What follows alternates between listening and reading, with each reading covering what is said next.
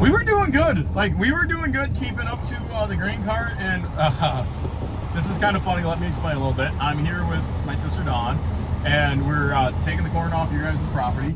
And we got 2 trucks in the field, and grain cart and combine.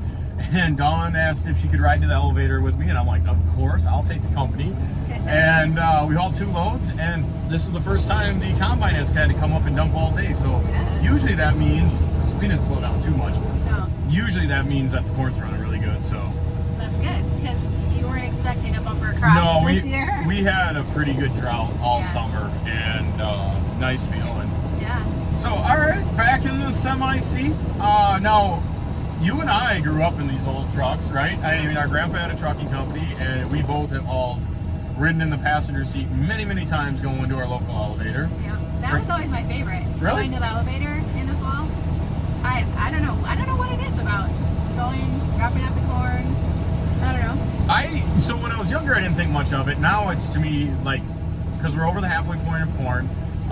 We got beans done, and we got probably about 800 acres of spreading left to do. So in the next week and a half here, we're hoping we're done.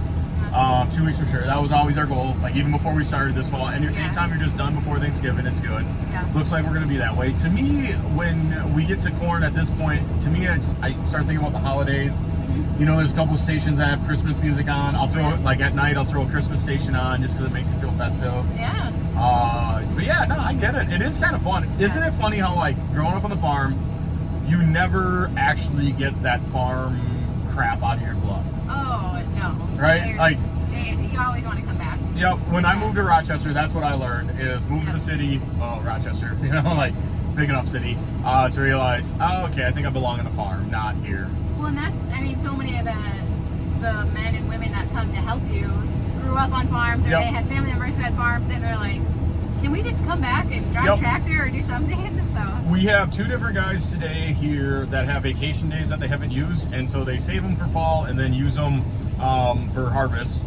Just because, they got, their employer offers enough of them, they don't use them all. Yeah. But yeah, no, that's very common. Yeah. It's kind of funny. Yeah. So, and we usually we get talking about our childhood whenever we're Reminisce. You know, our parents didn't give us all the physical toys and stuff, but man, we were talking about, like, they prioritized vacations and time together, and so I know Christmas is coming up. You don't have to get your kids all the stuff, your grandkids all the stuff. Just spend time with them, right? Or did you like all the presents? Well, everyone likes all the presents. I can't. Where is presents one of your love languages? I don't think so. It was for Dad. Dad, it is. Dad, it is. Yeah.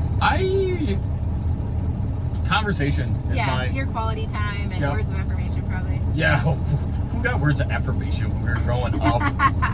I think I did more than you did. I think so. I think I did. But I was always, like, more in the focal point. And then, okay, obviously being a woman or a young lady, like, guys don't yell and scream at young women as much as they do little smart-ass kids. That's probably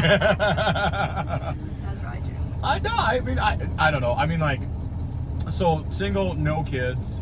I look at, like, growing up, I mean, honestly, like, mom and dad did, like, the absolute best they could with everything that they were going through. I mean, mom, it's interesting now, like, looking back, because, like, we're the age that mom would have been when she started, or coming up on it, started kidney dialysis. Yeah. And so, I mean, I just think, I don't know, like, whatever might not have gone right in our childhood, like, whatever, you know, like. No.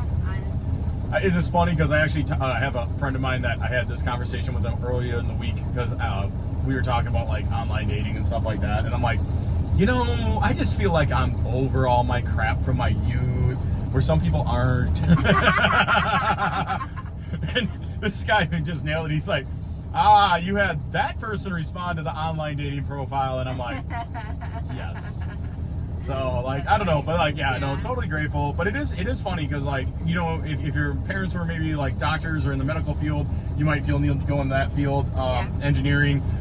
It is funny, like, growing up on the ag, I mean, all I wanted to do was get off the farm, and yet here I am 20 years later. And, you know, I'm watching your kids run across the yard right now, and I'm just like, I think it's cool that, you know, they can run in the yard, you're not worried about nothing.